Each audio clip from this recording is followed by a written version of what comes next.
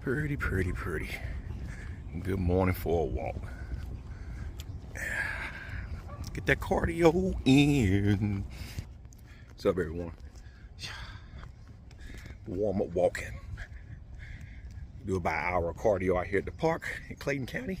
Those of you that's familiar with the area where the 1996 Olympic Games was at, in Clayton International Park. It's a beautiful morning to be out. Some of y'all at the house sitting on your ass eating buns, cookies and shit. So you be out here getting warm with nature. Getting some vitamin D in your life. It's about 60 degrees outside, not too bad. I'm gonna try to accumulate about, I don't know, 5 miles a day walking. I got some dumbbells in the car, so this is a warm-up walk. I'm gonna end up going back to the car and getting my 15-pound dumbbells. I wanted to bring the 20-pound kettlebells, but I'm not trying to overwork myself. I'm carrying about right now. Let's see. Take a couple of them out, but I got at least 30 pounds of weight on me right now. So, and then of course the ones in the back. So, total I'm at about 60 pounds with the 30-pound dumbbells combined. So, it's gonna be a pretty good little workout today. Nothing too crazy. Morning. So anyway, I'm making this video simply because Doucette dropped a video here last week about deloading, right? And anyone that knows Doucette knows that he flip-flops. I think he's following the trends. But Picture Fit also dropped a video about deloading and some studies about deloading. Now, I'm gonna be real with you. I deload. This is my deload week, so this week is full of cardio, lots of cardio. And as a personal trainer, as someone that's natural, I can tell you this: taking the deload week after so many weeks of accumulated volume is very good, not just for the body as a whole, the ligaments and tendons, but for the neurological benefits of adaptation. Your brain can process what you put your body through, and it can better adjust. So next time you go back to training and lifting weights, you can push yourself even harder, right? Now, for those that are enhanced, take PEDs, all that good stuff there, you probably don't have a need to deload. You can go all year long, not deload. Why is that? Most people that take, steroids and PEDs, they end up ultimately having the advantage of quicker recovery times, depending on how heavy they live, right? Their ligaments and tendons might not be under so much distress, okay? But for someone that doesn't take that stuff, you have to take time off. Growth happens when you allow the body to rest. And if you never allow the body to rest, growth doesn't happen. Okay, so for those of you that's starting to lift weights, birds in there, they're starting to lift weights, starting your fitness journey, take my advice, don't overdo it. Take some time off. Take some time off. It's not going to kill you. This is my week off, and then I go back for another 5 or 6 weeks, and I take 2 weeks off. But I do a lot after recovery. Today is my wife's birthday. Now she's at work, but when I get done with this, go home, set up everything for her birthday, get the kids from school, all that good stuff there. Stay active. This is my activity for the week. This is how I stay active. So you can see the miles on the trail. And I like the fact they got machines out here you can use. After so many tenths of miles you go, you see certain machines like that. But like I said, this was where the Olympic Games was held, so it makes sense to have devices like that screwing about the field.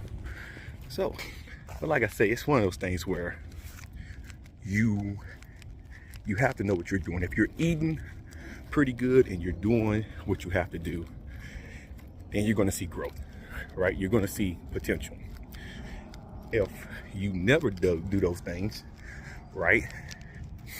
Let's say you do a lot of cardio, you go home, and then you eat bullshit, right? You're not going to see any type of growth, anything. You're going to get fast fuck because you're being part of the calorie surplus.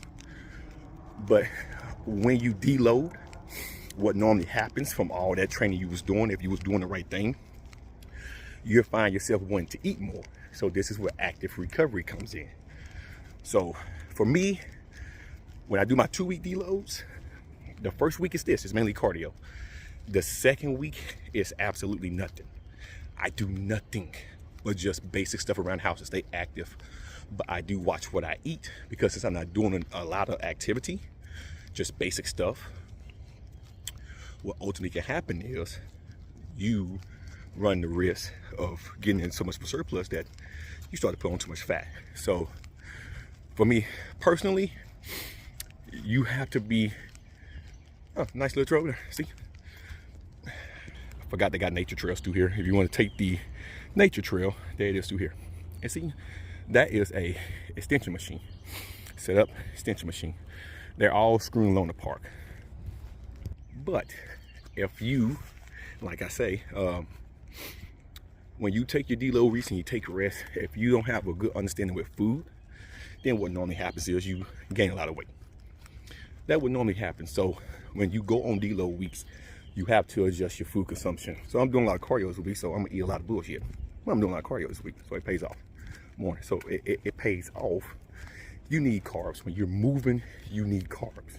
If you're not getting carbs, you're not gonna have energy, you're gonna have drive. Now, full disclosure, had number caffeine this morning, nothing to eat.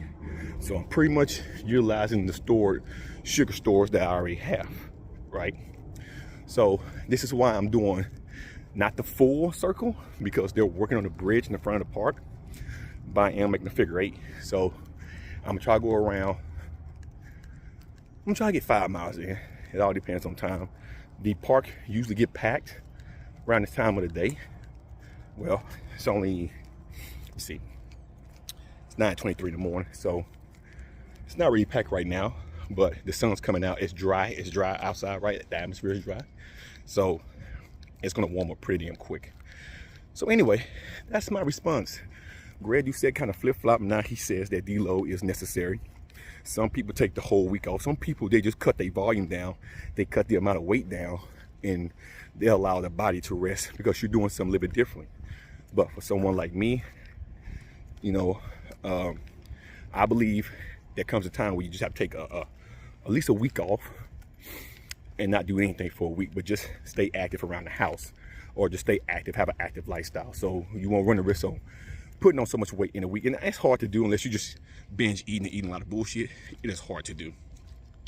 Now, there are cases for me, before I forget, that after I trained for almost a full year, the last month, since my birthday is December, the very first day of December actually, I take that whole month off, because I have so much going on from traveling and stuff like that. So I take the whole month off.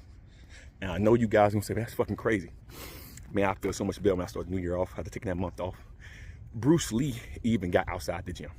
You have to take time. Get out the fucking gym. It's not gonna fucking kill you. It's not. The body grows when you allow it to. Feed it with protein. Give the carbs that it needs. Don't overdo carbs. Practice mental health. I always say, I got post-traumatic stress, guys, but look, I'm out. Yes, I'm armed. Don't think that I'm not. I'm armed. I'm not out in the park without being armed. And I'm out here when it ain't too busy, so I don't have to worry about looking around my surroundings, right? So it's practice mental awareness, right? Mental health. But you can't make an excuse. If you want to lose weight, you got to make sacrifices. You have to make sacrifices. If you don't make sacrifices, guys, you're not going to lose weight. You're just going to sit there and spin around. I'm out here in nature. I'm getting vitamin D. Still me taking vitamin D. I'm outside getting vitamin D. And I'm a natural. You guys have seen pictures of me. I used to be bigger than this. Now look at me. And this is my bulking phase, right? So come June, that's when I cut down the carbs and I lean out. So come July and August, I'm lean. Summertime, I want to go to the park, see all my cuts. So I'm lean. So right now, this is my bulking phase. And so I know I'm eating more food, so I want to up my cardio just a little bit.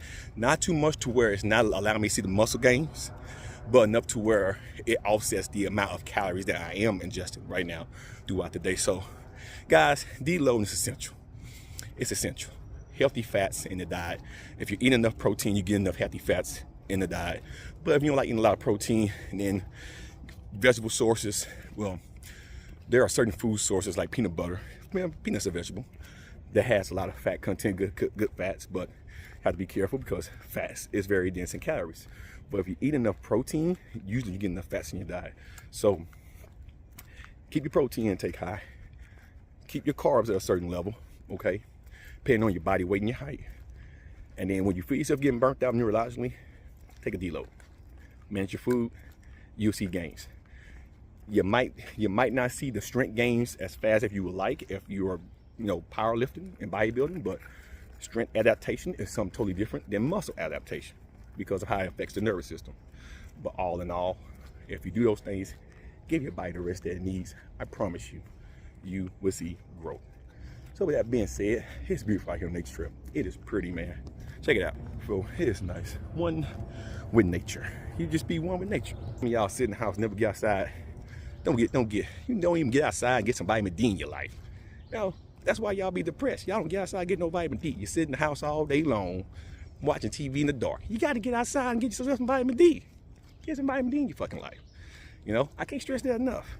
The importance of vitamin D is very essential for the mind. Some of y'all sit in the house, you don't take a multivitamin, you just sit in the fucking house. That's all y'all do. Sit in the house playing Nintendo games. Some of y'all never get in front of YouTube. You be in the motherfucker all goddamn day, morning. You be in YouTube all damn day. You don't even want to get outside. You don't want to do shit. No, how about I say it's a bird? That's another nature trail over here, see? Nice little nature trail. There's birds flying over here in the morning. But for those of you that want to take the nature trails, there you go. There's plenty of them around here. Plenty of them. But the birds and the insects are out. So let me get done with this video, guys. I gotta get focused on my walk. But I'm gonna update you guys here shortly. So it'll be another video about vertigo, because I've been suffering from vertigo for a while. And I done started doing certain stretches for my neck while waiting on dry needle therapy to help loosen this muscle that's been spasm for months. Just I hurt myself. But I figured out how to kind of correct my vertigo, so I don't start self-rehabbing myself, just like I did when I hurt my lower back. Because if you're waiting on doctors and shit, man, you be waiting all fucking month. My first appointment's coming up next month on the 9th. I've been dealing with this shit since August. So I implemented some stretches and stuff that I seen online, and it really, really helps. So I'm gonna talk about that in the next video. Have a good one, guys. I'm out. Peace.